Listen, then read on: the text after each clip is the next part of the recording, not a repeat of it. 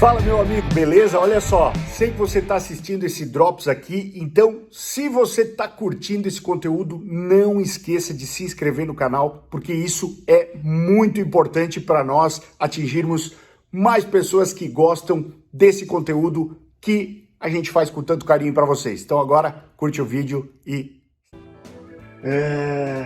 Deixa eu ver aqui o que nós temos. Outra coisa, cara, um outro assunto que eu queria trazer aqui, que é um assunto, de certa forma, até um pouco polêmico, né? Porque é meio chato falar, mas a gente tem que falar.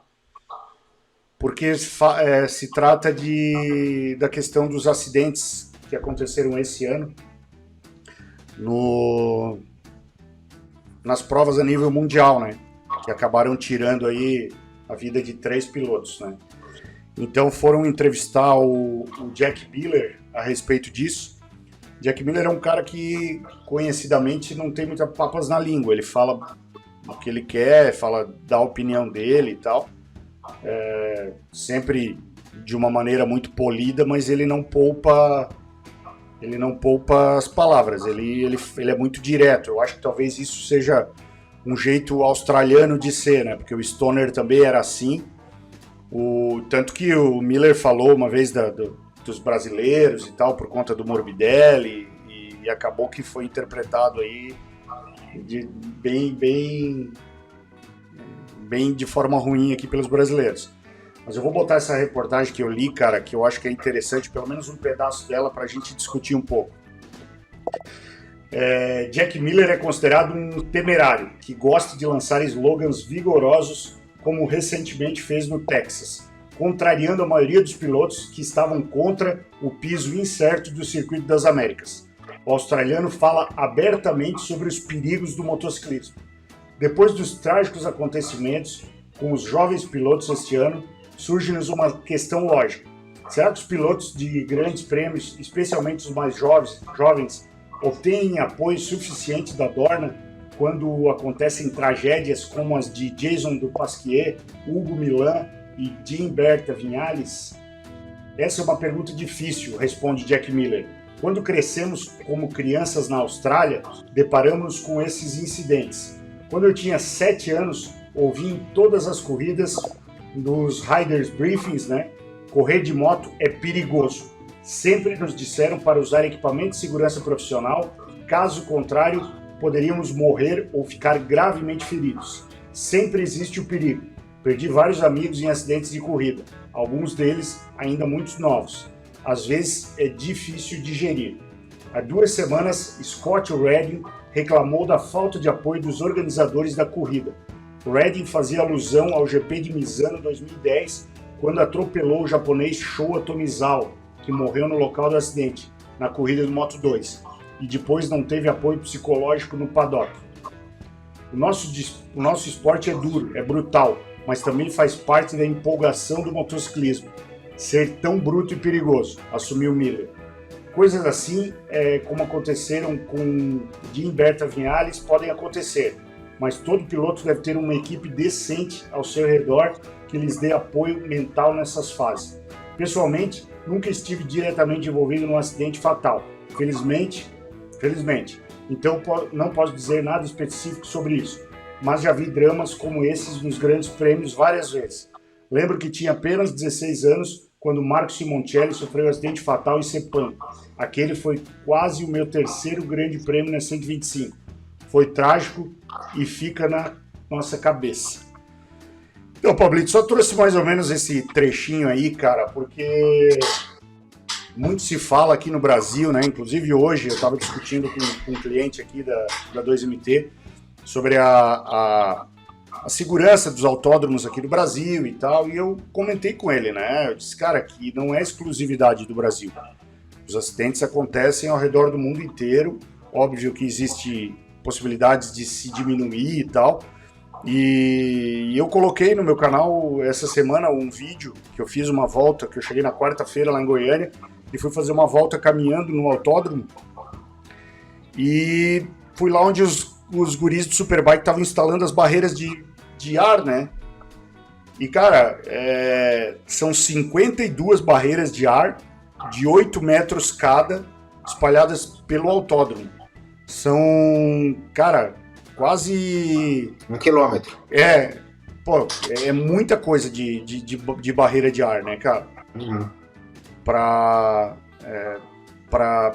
um circuito, cara, pequeno. Então, assim, aqui no Brasil está sendo feito o possível para reduzir os riscos, porém, eles são iminentes ao esporte, né? E, infelizmente, esse ano a gente teve 3 acontecimentos nas competições a nível mundial. E já está se comentando aí, uma das coisas que se comenta muito é que a quantidade de pilotos nessas categorias precisa ser reduzida, porque a grande quantidade de pilotos faz com que os acidentes sejam mais habituais e a consequência, né, que a maioria deles foi de atropelamento, as mortes, eu acho que, se não me engano, dos 3 foi decorrência de atropelamento, com menos pilotos vai se reduzir. Mas aí entra a questão toda comercial do campeonato e tal, né, Paulo? O que tu pensa a respeito disso? Primeiro, falando a respeito dos autódromos nossos aqui no Brasil, o problema que a gente fala nunca foi a falta das barreiras de ar. O problema aqui, grave, é o distanciamento, é a área de escape. A segurança, o campeonato evoluiu muito, a gente sabe que o Superbike deu um salto de qualidade absurdo em relação a isso, e isso nunca faltou no Superbike. O grande problema aqui no Brasil é o distanciamento entre a pista e o muro. Quanto ao Mundial de Moto 3 ou de 300 no World Superbike, o grande problema, a meu ver, é o seguinte, é que os ânimos ali são muito acirrados. Então, eu não sei, não me lembro se são 40 pilotos ou 30 e poucos pilotos hoje que largam. Eu não vejo muita diferença, ao meu ver, sob a minha análise, se eles reduzirem para 28 ou 30, porque o grande problema é que eles andam muito agrupados. E a gente, existe outra maneira para isso não ocorrer? A meu ver, não existe. Então, todos os acidentes que a gente presenciou, infelizmente, ocorreram em razão do atropelamento, em razão do fato de eles andarem nesses grupos muito juntos. Graças a Deus não aconteceu outro nos Estados Unidos, mas muito perto. Então, eu já pensei bastante a respeito e eu não tenho uma opinião formada do que eu possa falar ou possa sugerir para a galera que nos assiste ou até mesmo para com quem a gente tem amizade, tem contato aí dos organizadores do campeonato, para que a gente possa fazer uma solução a respeito disso.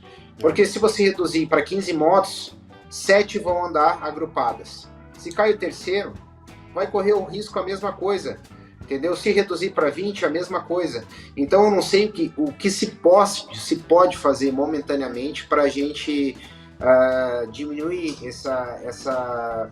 esse risco que vem acontecendo, né? Até porque é difícil, até porque, Edson, é difícil você incutir na cabeça de um menino de 15, 16, 17 anos que ele tem que ter um pouco mais de cuidado. Você sabe muito bem como é que é. Então tem vários viés aí nessa história toda que a gente tem que pensar com muito cuidado para que talvez não se penalize ou não se tire a chance de alguns pilotos, né, mostrarem seu talento. O Marcos Passos comentou aqui também que um dos problemas é que as motos evoluíram muito e os autódromos não. Olha as motos de hoje comparado com as motos de 15 anos atrás. Talvez não dos pontos, 3, mas elas evoluíram em todos os sentidos. Se tu analisar, hoje os pneus são muito melhores, o sistema de freio das motos são muito melhores, controle de tração, cara, tudo evoluiu. Realmente o autódromo ficou um pouco a desejar. Os autódromos, né? Mas Edson, se tu analisar os três acidentes fatais que ocorreram aí ultimamente, não foi em razão dos autódromos.